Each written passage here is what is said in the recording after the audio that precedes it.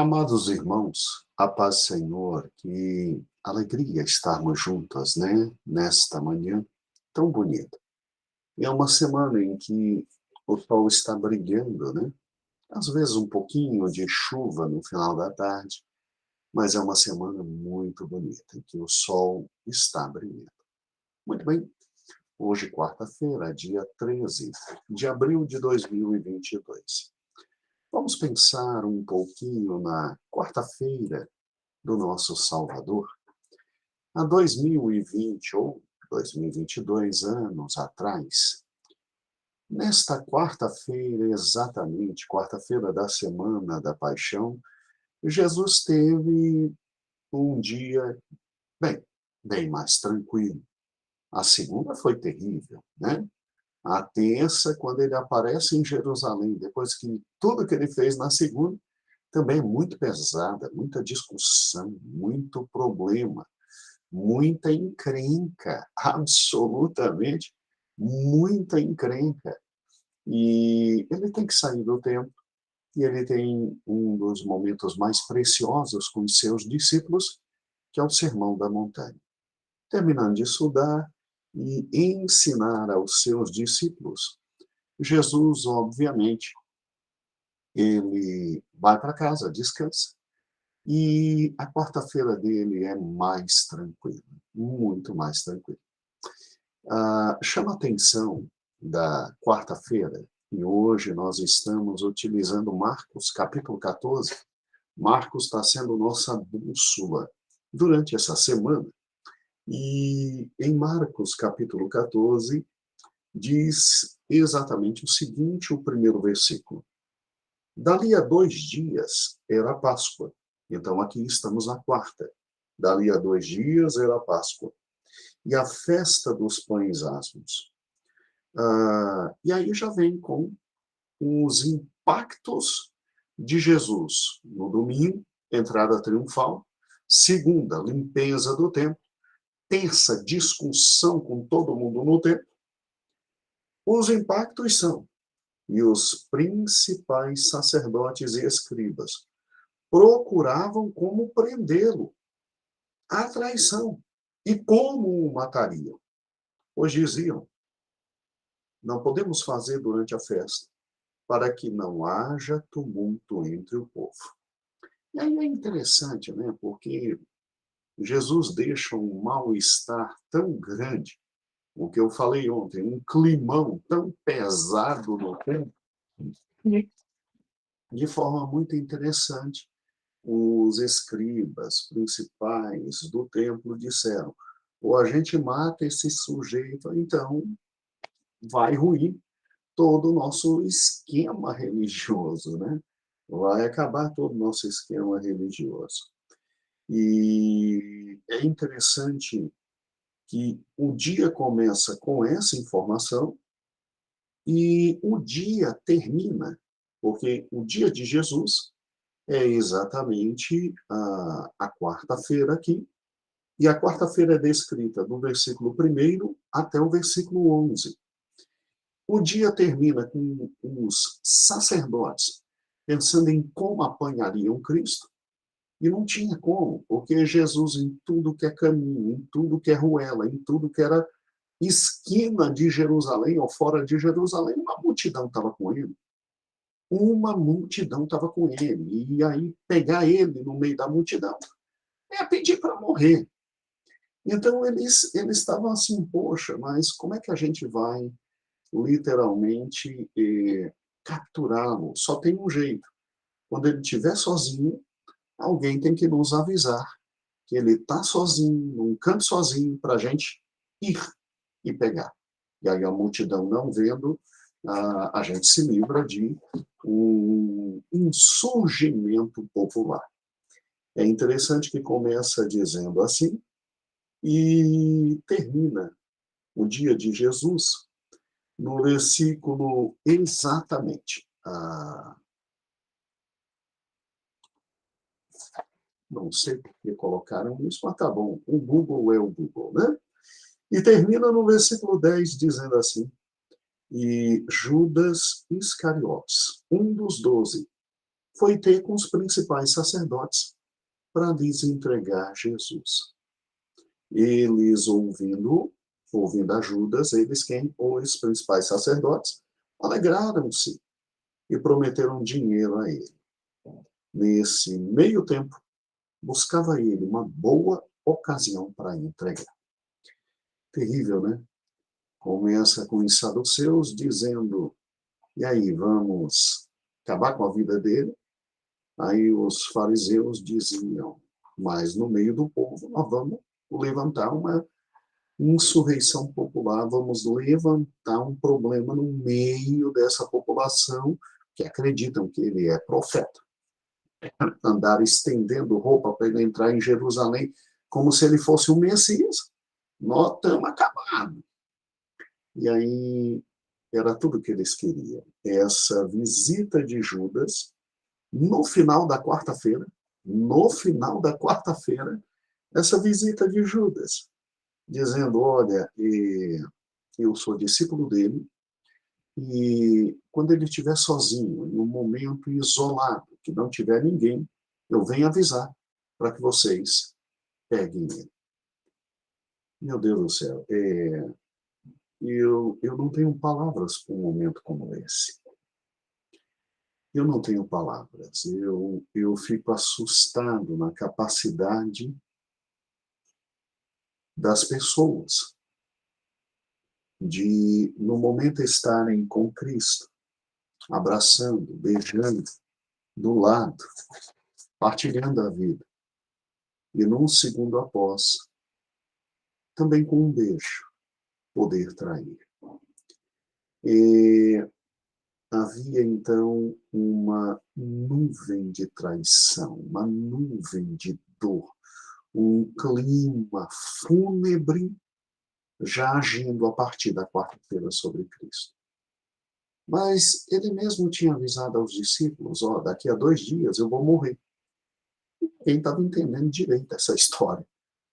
E na quarta, os queridos donos do templo, que já desejavam matar e não sabiam como, tiveram o agregar de um dos principais discípulos.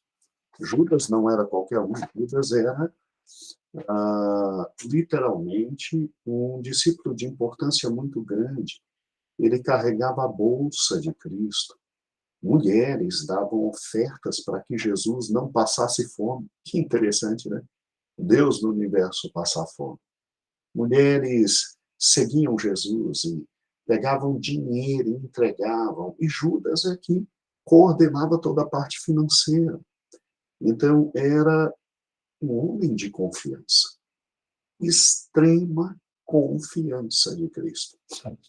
E é interessante que o apóstolo Judas, e depois vai se matar, e no lugar dele, um outro é escolhido pelos apóstolos, amando de Cristo. Né? É interessante que esse homem, lá no Salmo, é descrito como até meu amigo me traiu. Né? Então, a quarta-feira começa com gente querendo matar Jesus e termina com um discípulo de Cristo se associando ao projeto da morte de Cristo. Da morte de Cristo. É terrível, né? Judas, ele detinha tanta confiança de todos que era impossível crer que ele estaria num projeto como esse. Ele estaria envolvido numa cena como essa. Ele sai furtivamente no meio dos discípulos, ele vai a Jerusalém, ele conversa com os grandes sacerdotes, ele promete auxiliá-los no momento em que Cristo estiver sozinho, sem uma grande população, para não criar uma revolta, e entregar Cristo. Ele já sabia que havia um plano para matar Cristo. Todos os discípulos sabiam. E ele goza de tanta confiança, tanto de Cristo quanto de todos os discípulos, que ninguém desconfia que ele vai sair para fazer isso. Óbvio que o mestre já sabia de tudo, né? Nós vamos ver posteriormente na ceia, quando o mestre diz: um de vocês vai me trair. E é o que coloca a mão. E aí Judas está colocando a mão, todo mundo olha para ele, e Jesus, no ato de misericórdia, nós veremos depois, ele diz: o que você tem que fazer? Vai e faz logo. Acaba com essa agonia. Vai e realiza agora. Jesus dá a ele possibilidade dele realizar o que ele queria realizar, de seguir as suas escolhas terríveis, tétricas e horríveis, mas seguir suas escolhas. Então, a quarta-feira, uma quarta-feira, um cheiro de morte, um cheiro de traição, um cheiro de dor. Mas é nessa quarta-feira que um dos momentos mais lindos do Evangelho ocorre. E Jesus disse: olha, isso aqui, aonde o Evangelho for pregado, eu quero que vocês relatem. E é tão lindo, tão lindo. Olhe comigo a partir do versículo 3º, do capítulo 14. Estando ele em Betânia, reclinado à mesa, em casa de Simão, o leproso. Então, ele está lá. Veio uma mulher trazendo um vaso de alabastro, um preciosíssimo perfume, de nardo puro, e quebrando o alabastro, derramou o bálsamo sobre a cabeça de Jesus. Aqui não diz, mas o livro de João, capítulo 12, versículo 3, diz que essa mulher era Maria, irmã de Marta, tá? Irmão do ressuscitado Lázaro. E ela vem e adora o Senhor. E aí, alguns discípulos se indignam. Versículo 14, indignaram-se alguns entre si e diziam: para que esse desperdício? Porque esse perfume poderia ser vendido por mais de 300 denários e poderia se dar aos pobres. E murmuravam contra ela. Aqui não diz, mas também João deixa claro que quem fez isso, quem levantou o movimento da murmuração foi Judas. Então ele já estava muito inquieto naquele momento. Ele vê Jesus entrando com toda a chance de tomar o governo de tudo, não toma providência de nada, ainda reclama no templo e não faz nada, fica em Betânia, ao invés de partir para Jerusalém, quebrar tudo no cacete, dominar tudo. Ele já está inquieto. Ele já está olhando para Cristo, talvez dizendo: não é esse o Messias, e já está desconfiando, e já está revoltado por talvez, às vezes, ter perdido o tempo com todo aquele Messias, entre aspas, que não parecia mais ser Messias, e ele fica revoltado e levanta a murmuração. Só que o mesmo texto lá de João diz mas ele falou isso não porque amava pobres, mas porque era ladrãozinho e ainda cuidava da bolsa, como nós falamos. E Jesus, sabendo de tudo, ele sabe de tudo. Jesus disse: olha, deixai-a, porque molestais? Ela praticou uma boa ação para comigo.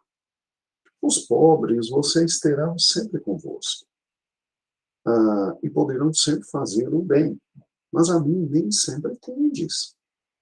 Ela fez o que pôde, e ela se antecipou para ungir minha sepultura. Jesus estava dizendo o seguinte: daqui a 2 dias eu vou morrer. As circunstâncias nas quais eu vou morrer são tão difíceis que talvez vocês não tenham a possibilidade de derramar sobre o meu corpo um unguento tão precioso. Ela simplesmente já derramou sobre o meu corpo aquilo que eu tenho direito, um unguento precioso.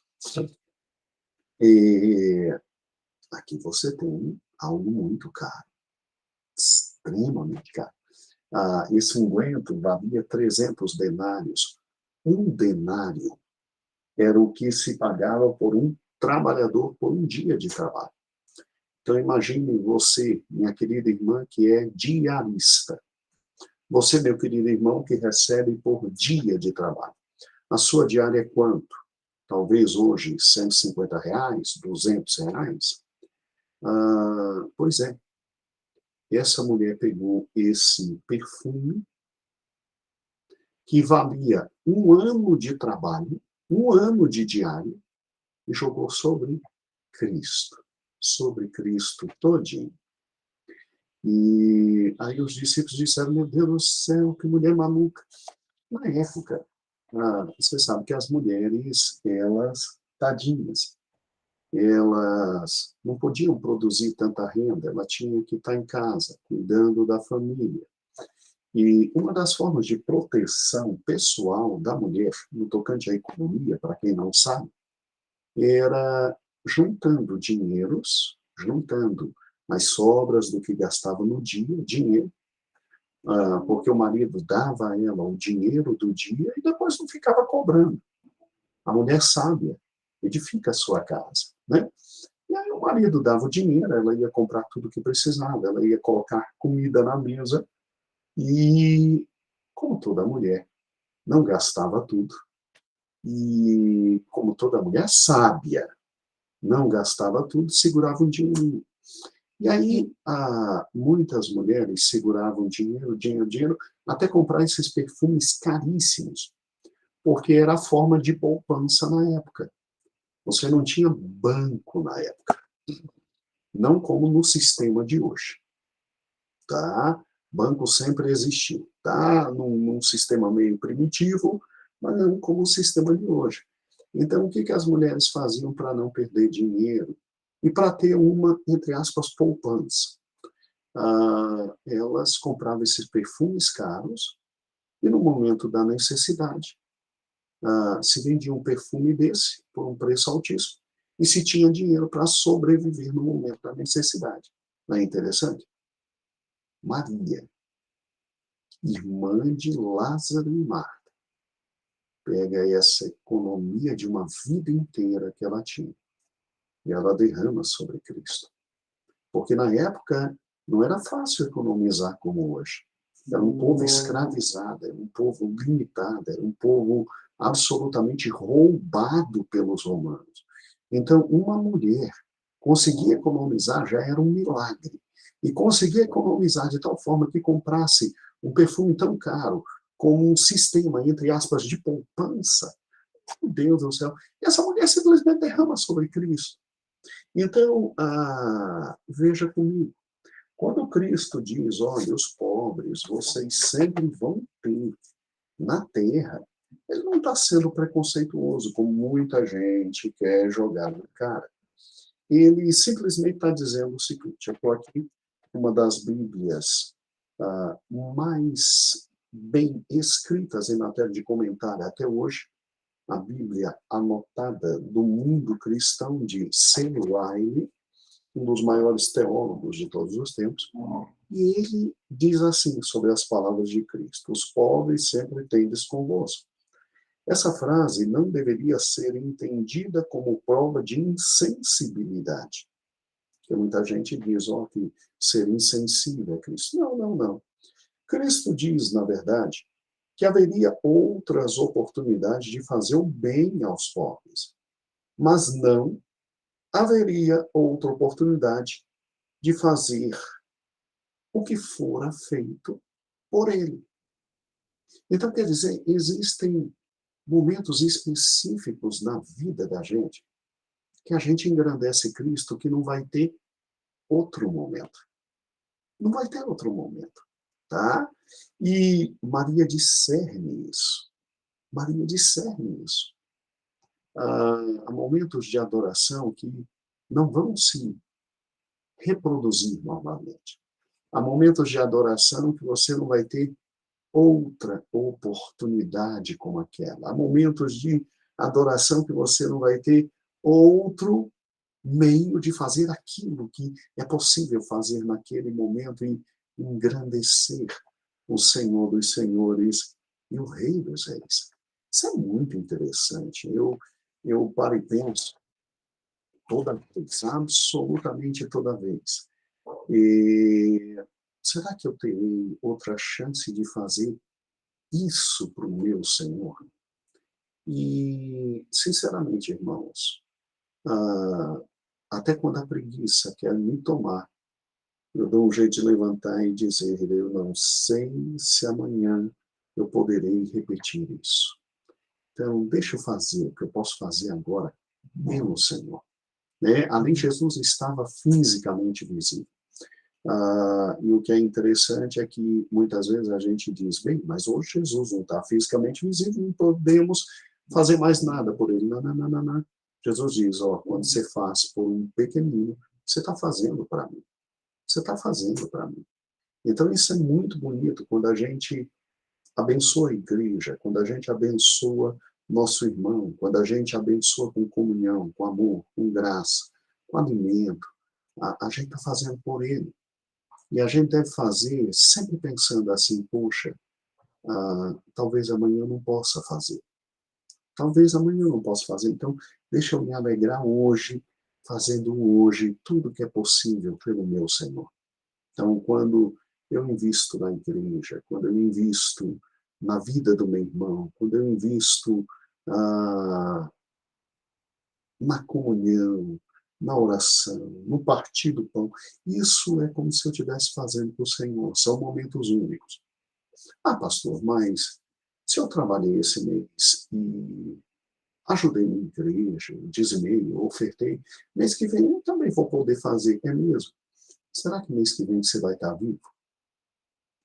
Pastor, quando me convidam para cantar num culto, né? É um culto tão pequeno, não é um culto de domingo.